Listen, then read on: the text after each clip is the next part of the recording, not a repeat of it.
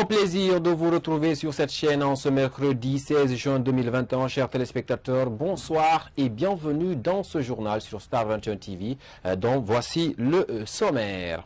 Rencontre entre les agents des forces de sécurité et les transporteurs ce mercredi pour échanger sur les difficultés liées au secteur. Une initiative du secrétaire général du cadre de dialogue sociopolitique guinéen. Le directeur central de la police judiciaire Aboubakar Fabou Kamara et le commandant Sekouli étaient au TPI de Kaloum pour injure publique et atteinte aux libertés individuelles à la requête de maître Pépé Antoine Lama, avocat à la cour. Et enfin, le Sili national de Hongbal Dam Senior est éliminé en quart de finale à la Coupe d'Afrique des Nations au Cameroun. La Guinée s'est inclinée à nouveau devant la formation tunisienne.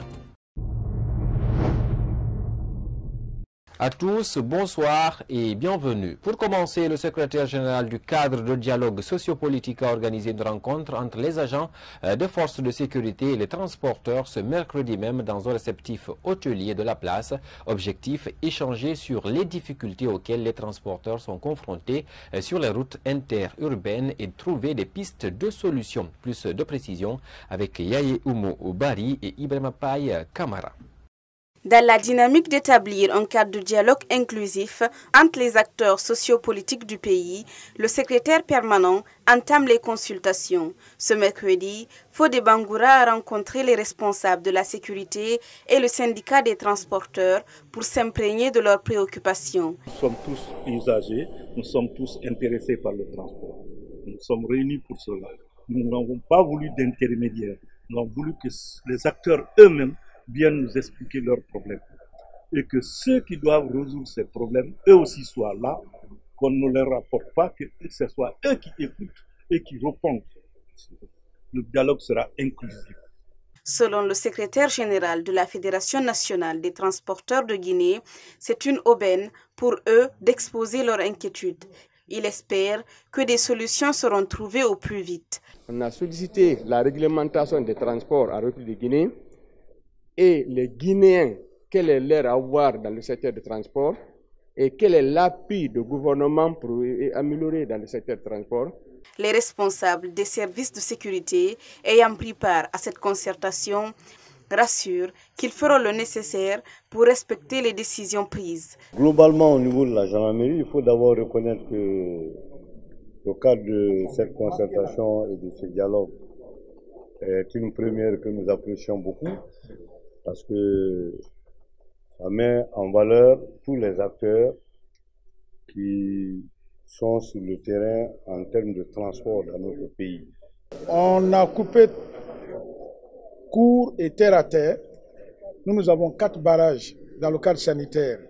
Le barrage de Yorokogia, le barrage de Koya, le barrage de Kuntia et de Ketaya. À ce niveau-là, puisque en plus de contrôle sanitaire, ils se plaignent par endroits, nous avons demandé aux syndicalistes à chaque barrage de désigner 2 syndicats qui restent à côté des policiers pour essayer vraiment qu'eux-mêmes ils contrôlent, qu'on travaille ensemble pour éviter les arnaques. Le secrétaire général du cadre permanent du dialogue social compte multiplier les concertations avec toutes les parties prenantes pour la réussite du dialogue national. Ce mercredi 16 juin également, devant le tribunal de première instance de Kaloum, s'est ouvert le procès intenté contre le directeur central de la police judiciaire Aboubakar Fabou Kamara et le commandant Sekouli pour injure publique, atteinte aux libertés individuelles à la sollicitation de maître Pépé Antoine Lama, avocat à la cour. L'audience de ce mercredi a été consacrée à la fixation de la consignation avant d'être renvoyée simplement au 23 juin prochain pour l'ouverture des débats. Alpha Omar Diallo, explication. C'est une affaire qui remonte le 7 juin, lorsque maître Pépé Antoine Lama a été retenu contre son gré dans les locaux de la direction centrale de la police judiciaire à Kaloum. En réponse à cet acte, l'ordre des avocats a engagé une procédure judiciaire contre Fabou et son subordonné Sekouli pour injure publique et atteinte à la liberté individuelle, une convocation qu'ils ont bien répondu. On n'a pas le droit d'interpeller, d'arrêter, d'intimider un avocat dans l'exercice de sa profession. Ça, c'est intolérable parce que la profession d'avocat repose avant tout sur l'indépendance sur l'indépendance et la liberté du ton, conformément aux règles de la déontologie. L'audience a été consacrée à la fixation de la consignation avant d'être renvoyée au 23 juin prochain pour l'ouverture des débats. Maître Salif Beyavougui s'est dit serein. Il faut se réjouir effectivement de la comparution des prévenus, le contrôleur général M. Abakar Fabou Kamara ainsi que le commandant Sekouli, qui se sont comportés vraiment en républicains. Il faut saluer ce comportement, mais au-delà, il faut que force reste à la loi. Donc l'affaire est renvoyée au 23. Nous prendrons les dispositions pour acquitter la caution. Et d'ici là, nous restons sereins. Les avocats promettent de réunir toutes leurs forces afin de combattre cette attitude qu'ils qualifient d'intolérable.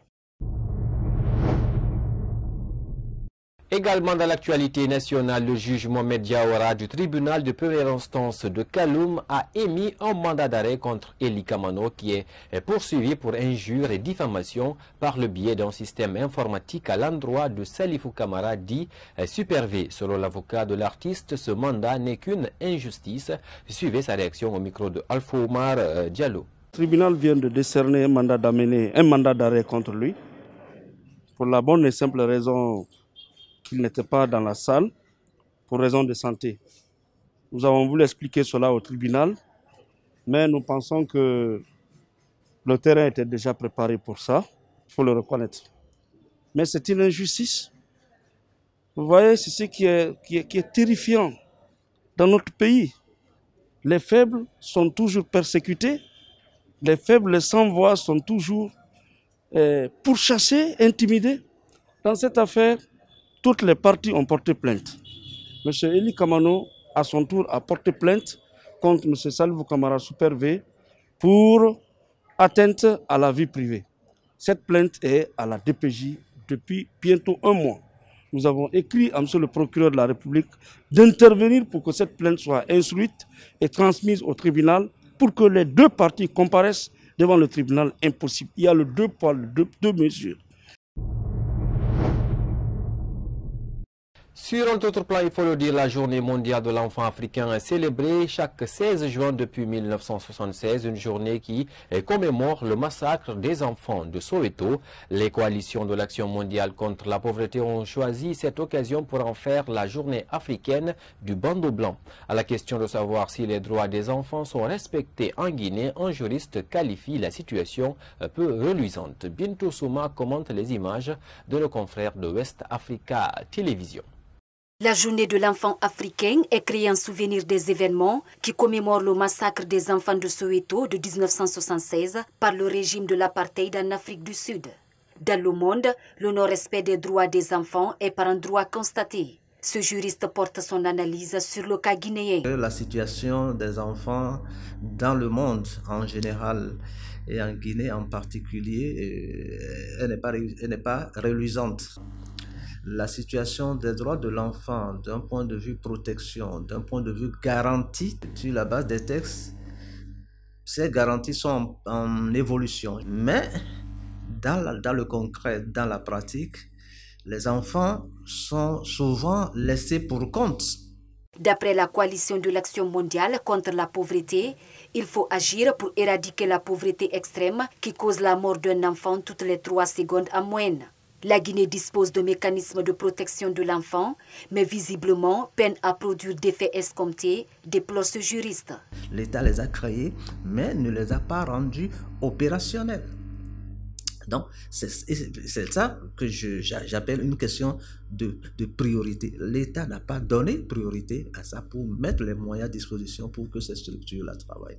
Deuxième chose, nous avons un tribunal pour enfants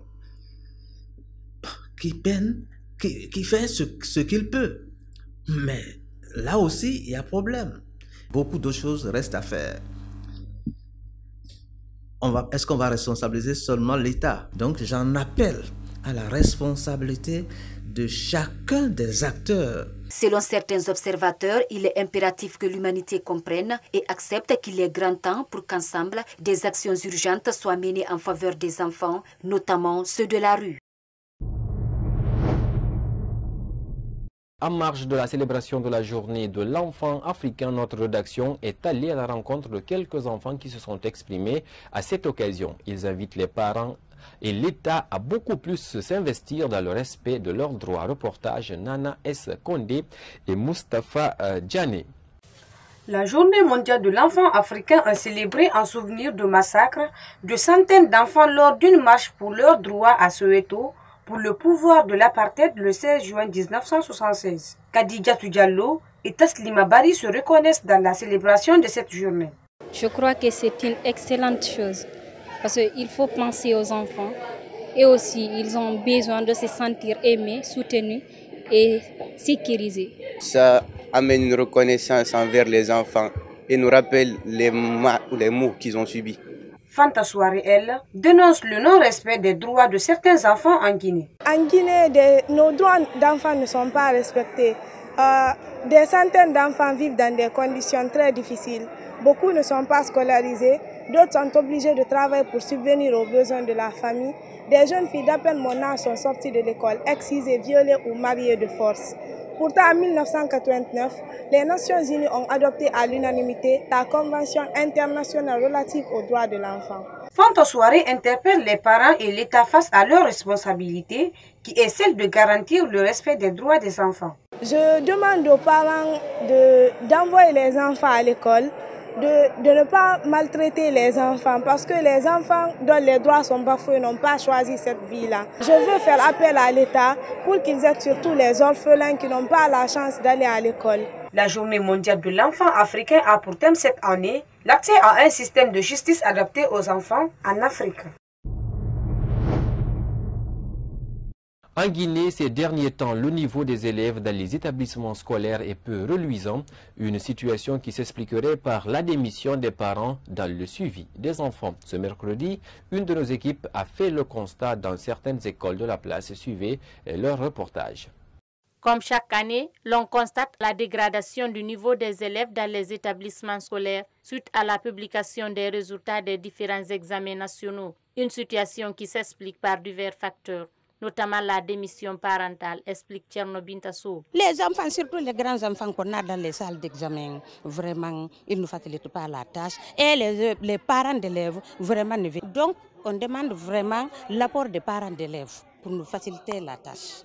Pour cette enseignante, l'élève guinéen est très intelligent, mais parfois il lui manque de suivi, d'où cet appel à l'endroit des parents. Je lance un appel solennel aux parents d'élèves de faire vraiment leur mieux pour nous aider à l'éducation des enfants. Parce que quand on dit éducation, c'est à l'école et à la maison. D'un seul côté, vraiment ça va être difficile à gérer. Mais si les parents acceptent de nous aider à la maison, ici on pourra mieux faire.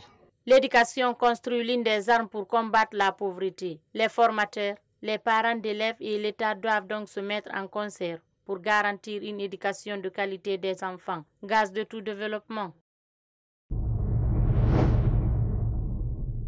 Sport pour finir cette édition, le Sili national handball Dame Senior est éliminé en quart de finale à la Coupe d'Afrique des Nations au Cameroun. La Guinée s'est inclinée à nouveau devant la formation tunisienne sur le score de 27-20.